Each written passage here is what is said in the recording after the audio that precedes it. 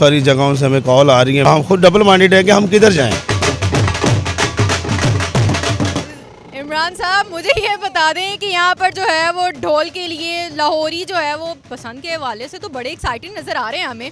तो आप ढोलकियों का क्या है कि वो भी लोग जो है अंदरून के लोग आपको बुकिंग के लिए जो है वो फ़ोन कॉल्स तो कर रहे होंगे, काफ़ी फ़ोन कॉल्स आ रही होंगी, उसके हवाले से बताएं।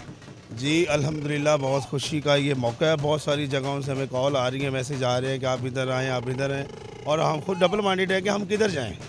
असल ਤੁਹਾਡਾ प्रोग्राम है किथे कि ਤੁਸੀਂ ਜਾਣਾ ਕਿੱਥੇ? ਅਸੀਂ ਤਾਂ ਉੱਥੇ ਚਾਹੁੰਦੇ ਹਾਂ ਜਿਹੜੇ ਜ਼ਿੰਦਾ ਦਿਲ ਦੇ ਜੀ ਹੋਣ, ਜਿਹੜੇ ਪਿਆਰ ਵਾਲੇ ਜੀ ਹੋਣ, ਜਿਹੜੇ ਸਾਡੇ ਵਰਗੇ ਹੋਣ, ਤੁਹਾਡੇ ਵਰਗੇ ਹੋਣ, ਜ਼ਿੰਦਾ ਦਿਲ, ਉਹਨਾਂ ਕੋਲ ਜਾਵਾਂਗੇ। ਉਹ ਜਿਹੜੇ ਵੀ ਹੋਣਗੇ ਉਹਨਾਂ ਦੀ ਖੁਸ਼ੀਆਂ ਨੂੰ ਚਾਰ ਚੰਨ ਲਾਵਾਂਗੇ ਜੀ ਅਸੀਂ ਤੁਹਾਡੇ ਆਪਣੇ। ਅੰਦਰੂਨ 'ਚ ਜਾਣ ਦਾ ਤੁਹਾਨੂੰ ਜ਼ਿਆਦਾ ਮਜ਼ਾ ਆਏਗਾ ਜਾਂ ਕਿੱਥੇ ਕਿ ਚਾਹੁੰਦੇ ਹੋ ਕਿ ਅਸੀਂ ਆਪਣੀ ਜਿਹੜੀ ਬਸੰਤ ਹੈ ਨਾ ਅਸੀਂ ਉਹਨਾਂ ਦੇ ਨਾਲ ਮਨਾਈਏ? ਜੀ ਬਿਲਕੁਲ ਅਸੀਂ ਅੰਦਰੂਨ ਜਾਣਾ ਪਸੰਦ ਕਰਾਂਗੇ ਜਿੱਥੇ ਦਿੱਲੀ ਦਰਵਾਜ਼ਾ ਹੈ, ਸਮਝਦੇ ਹੋ, ਅਨਾਰਕਲੀ ਭਾਟੀ ਹੈਗੀ, ਅਸੀਂ ਉੱਥੇ ਜਾਵਾਂਗੇ ਇਨਸ਼ਾਅੱਲਾ। ਉੱਥੇ ਆਪਣੀ ਬਸੰਤ ਮਨਾਵਾਂਗੇ, ਢੋਲ ਵੀ ਵਜਾਵਾਂਗੇ ਤੇ ਨਾਲ ਤੁਹਾਨੂੰ ਪੰਜਾਬੀ ਭੰਗੜਾ ਵੀ ਸੁਣਾਵਾਂਗੇ।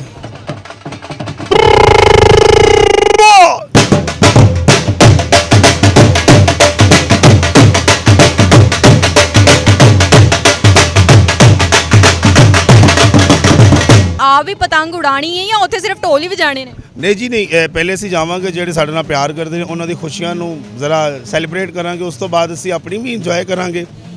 ਅਸੀਂ ਆਪਣੇ ਡੇਰੇ ਦੀ ਛੱਤ ਦੇ ਉੱਤੇ ਪ੍ਰੋਗਰਾਮ ਬਣਾਇਆ ਸਾਰਿਆਂ ਦੋਸਤਾਂ ਨੇ ਮਿਲ ਕੇ।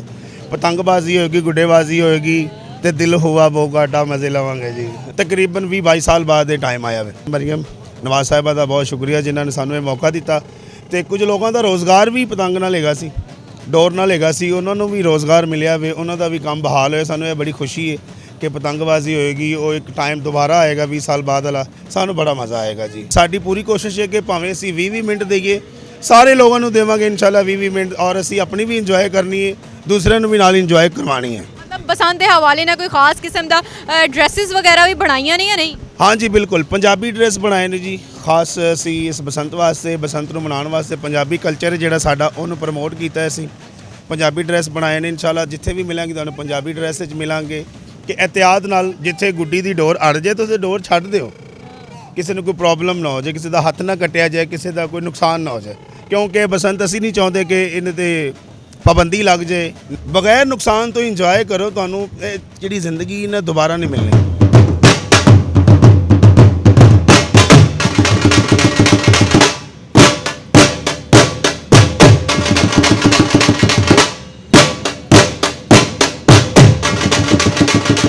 ਦੱਸੋ ਕਿ ਜਿਹੜੀ ਨਵੀਂ ਜਨਰੇਸ਼ਨ ਹੈ, ਨਵੀਂ ਨਸਲ ਜਿਹੜੀ ਹੈ, ਉਹ ਵੀ ਕਾਫੀ ਐਕਸਾਈਟਿਡ ਹੈ, ਉਹ ਵੀ ਤੁਹਾਡੇ ਹਵਾਲੇ ਨਾਲ मतलब ਤੁਹਾਨੂੰ ਗੱਲ ਕਰਦੇ ਹੋਣਗੇ, फ़ोन करते होंगे कि भाई हम भी बुक करवाने के लिए आए हैं, हमारी भी बुकिंग कर लें। ਜਿਹਨੂੰ ਕਹਿੰਦੇ ਨਾ ਨਈ ਜੈਨਜ਼ੀਜ਼ ਕਾਫੀ ਐਕਸਾਈਟਿਡ ਨੇ ਇਸ ਹਵਾਲੇ।